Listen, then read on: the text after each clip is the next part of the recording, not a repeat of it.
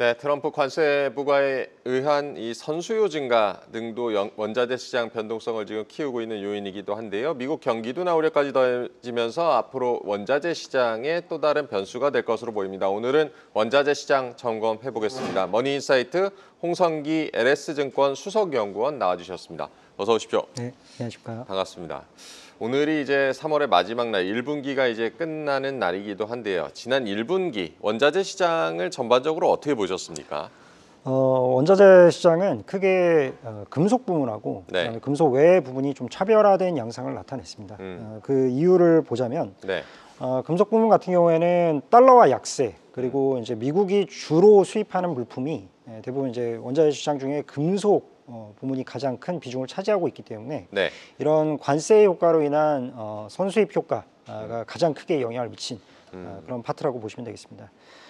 반면에 이제 에너지나 농산물 같은 경우에는 특히 에너지, 유가 같은 경우에는 이제 트럼프의 드릴 베이비 드릴이라는 네. 구호도 있다시피 시장에 전반적으로 올해 사실 공급 과잉이 전망이 되고 있었습니다. 네. 거기다가 뭐 오펙 플러스의 증산 그리고 미국의 경기 둔화 우려 이런 것들이 결합이 돼서 공급 과잉 우려가 좀 더 확대된 상황으로 그렇게 판단하고 있습니다. 농산물 섹터 같은 경우에는 지금 미국이 중국에 대한 관세를 부과하게 되면서 상대적으로 중국이 미국에 대한 수입을 줄여나갈 것이다 그런 우려 때문에 농산물 가격도 하락세를 나타내고 있고요. 네, 그래서 전반적으로 섹터별로 이렇게 차별화된 양상 나타내고 있습니다. 네, 섹터별로 차별화된 양상이 나타났다. 지금 뭐 안전자산 선호 심리까지 더해지면서 금 가격이 고공행진을 하고 있는데요. 금 가격은 더 오를 거라고 보십니까? 사실 워낙 지금 금 가격이 올해 들어서 많이 올랐기 때문에 네. 지금 계속 오를 거다라고 확답을 드리기는 좀 어려울 것 같습니다. 다만 이제 한 4가지 측면에서 금이 왜 이렇게 올해 많이 상승을 했냐라는 네. 부분을 말씀을 드릴 수 있을 것 같은데요. 첫 번째는 좀 구조적이고 장기적인 그런 부분입니다. 이게 제가 한 2년 반 전부터 계속해서 강조해서 말씀드렸던 부분인데 네.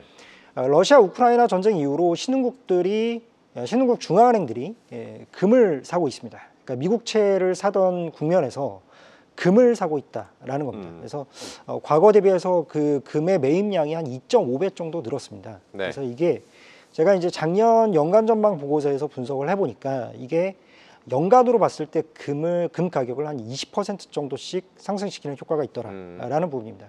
첫 번째 이유고요. 근데 그럼에도 불구하고 작년 말에 금 가격이 온스당 2,650불 정도라고 보면 이미 한 20% 가까이 올랐거든요. 네. 금 가격이. 그래서 상당히 과도하다. 그 이유는 이제 나머지 부분들인데 두 번째 이유가 이제 관세 효과입니다. 이 관세 효과라고 하면 기존에 이제 관세가 부과되기 이전에 미국 내 선물 가격이 오르면서 먼저 선반영을 하게 된다라는 네. 겁니다. 그러면서 이제 전 세계에 있는 금이 미국으로 흘러 들어가게 되면서 전 세계적으로 금의 풍기 현상이 나타나고 있다라는 점입니다. 이게 두 번째 이유. 세 번째도 관세 효과의 어떻게 보면은 이제 결과로서 나타날 수 있는 부분인데 관세로 인해서 향후에 기대 인플레이션이 상승할 것이다라는 우려가 나타나고 있습니다. 두 번째는 이제 스태그플레이션에 대한 우려. 그러니까 네. 경기 둔화에 대한 우려도 동시에 나타나고 있고요. 과거에 70년대 금 가격의 급등기를 상기해 본다면 사실 금은 뭐 인플레이션, 디플레이션 그리고 스태그플레이션 이렇게 국면으로 봤을 때 스태그플레이션 국면에서 가장 강한 자산입니다. 그래서 지금의 이 매크로 경기 상황을 봤을 때 금 가격이 올라갈 수밖에 없다. 이렇게 보고 있습니다. 또 한 가지 덧붙이자면 이 부분은 약간 이제 음모론이 네. 많이 섞여 있는 그런 부분인데 트럼프 행정부에서 지금 금의 재평가 논의가 이루어지고 있습니다. 지금 금이 과거에 온스당 42불로 평가가 되고 있는데 이거를 실제로 온스당 3,000불 이상으로 재평가를 해서 여기서 나오는 재원을 재무부에서 예를 들면 국부펀드라든지 또는 미국 국채에 대한 어떤 담보라든지 이런 식으로 사용할 수 있다라는 얘기가 나오고 있습니다. 네. 뭐 심지어는 금 본위제로 회귀할 수 있다라는 얘기마저 나오고 있고요. 그래서 이런 부분이 투자자의 금 수요를 또 올리는 그런 이유다라고 보고 있습니다. 여러 가지 금 가격의 상방을 자극하는 요인들이 많다라고 정리를 해주셨고 금값이 이제 너무 오르다 보니까 은에 대한 관심을 보이는 분들도 많은데요. 투자자분들 입장에서는 당연히 뭐 덜 오른 은을 사는 게 낫지 않을까 생각하실 것 같은데 은 전망은 어떻게 보십니까? 네. 기본적으로 은이 가지고 있는 원자재로서의 속성을 보면 네. 금과 굉장히 상관관계가 높습니다. 그래서 상관관계가 0.8 이상 되기 때문에 금이 오를 때 은도 따라 오른다라는 거는 대부분 이제 많이 아시는 부분이고요. 네. 다만 이제 한 가지 다른 점은 은이 금에 비해서 변동성이 상당히 높습니다. 변동성이 한 2배 이상 변동성을 가지는 상품입니다. 이렇게 보면 지난 2년 반 동안 금 가격이 오르는 동안에 사실 은이 더 많이 올랐어야 된다라는 게 사실입니다. 네. 근데 이 부분은 이제 허점이 있습니다. 제가 앞서 말씀드린 금의 구조적인 상승 이유를 보면 중앙은행의 매입을 통해서 매년 20% 이상씩 오르고 있다라고 말씀드렸거든요. 근데 은은 중앙은행에 매입하는 자산이 아닙니다. 그래서 상대적으로 금의 수익률을 추정할 수는 있겠지만 금을 지금 금의 수익률을 넘어서지는 못하고 있는 그런 상황이다라고 보고 있습니다. 그래서 물론 금 대신 은을 사는 것도 나쁘지 않은 투자 선택이다라고 말씀을 드릴 수 있겠지만 한 가지 이제 고려해야 될 점은 변동성 대비해서 어떤 수익률의 측면에서 본다라고 하면 은은 금에 비해서 좀 열이할 수밖에 없다. 이 점은 좀 염두에 두셔야 될 것 같습니다. 네.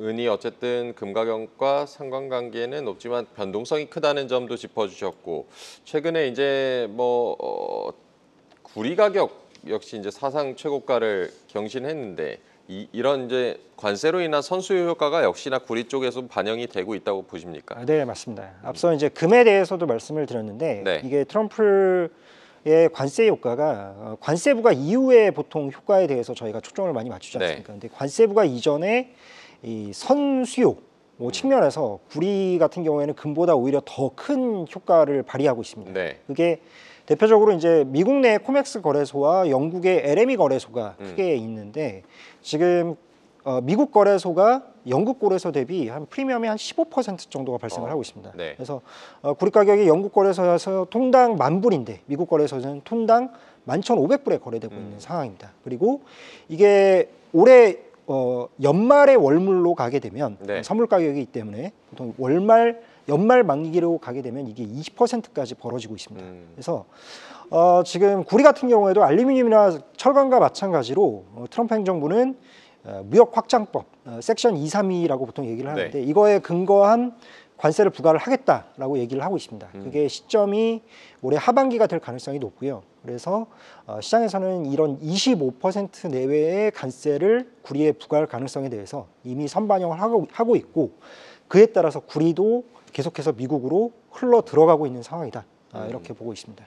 구리 역시 관세 정책의 여파에서 벗어나지 못하고 있고 이렇게 구리 가격이 또 들썩이면 구리의 대체재로 분류되는 알루미늄 가격에도 좀 변동 요인이 된다 이런 분석들이 있는데 알루미늄 시장은 지금 어떻게 보고 계십니까? 일반적으로 보통 구리와 알루미늄의 대체 관계에 대해서 보통 흔히들 말씀하시는 부분은 가격 비율이 한 4대 1 정도를 넘어서게 되는 구리 가격이 그렇게 넘어서게 되면 구리에서 알루미늄으로 대체될 수 있다라는 게 보통 일반론입니다. 네. 근데 사실 이 대체 과정이 굉장히 빠르게 이루어지지는 않습니다. 보통 일반적으로 알루미늄 같은 경우에는 초고압 배정 송전선에 주로 사용이 되고 구리는 배전 부분에 많이 사용이 되기 때문에 이 대체하는 속도가 그렇게 빠르게 일어나는 것은 아니라고 말씀을 드리겠고요.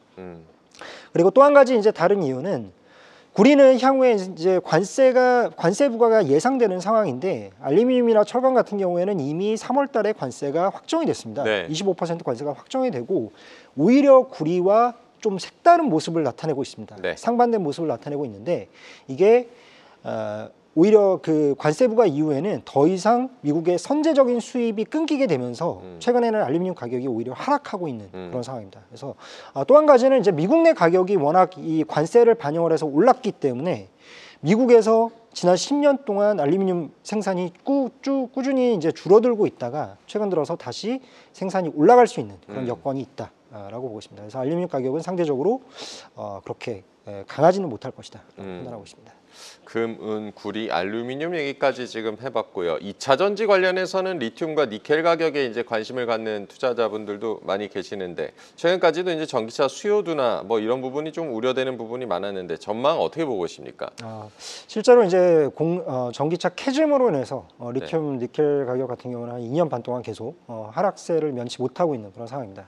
다만 이 리튬이나 니켈 모두 지금 생산 원가 곡선 상에서 보면 70에서 80분위 수준에 있다. 가격이 이렇게 지금 나타날 수 있습니다. 네. 이거를 이제 좀 더 풀어서 말씀을 드리자라고 하면 전 세계 생산 업체 중에 한 20에서 30%는 지금 단기적으로 마이너스, 그러니까 손실을 낼 수밖에 없는 가격 수준이다라고 네. 판단할 수 있습니다.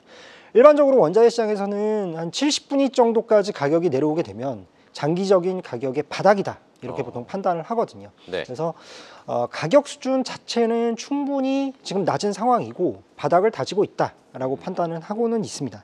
다만 이제 문제는 수요 측면에서 이게 본격적으로 수요가 다시 살아나야 가격이 반등할 수 있고, 주기적으로 뭐 1분기 좀 수요가 살아나고 이 정도로는 지금 가격이 본격적으로 반응을 안 하고 있는 그런 상황입니다. 그래서 장기적인 바닥임에는 맞고 장기 투자 관점에서는 충분히 매력적이다. 하지만 언제 오를지 이 부분을 좀 말씀드리기는 어려운 상황이다.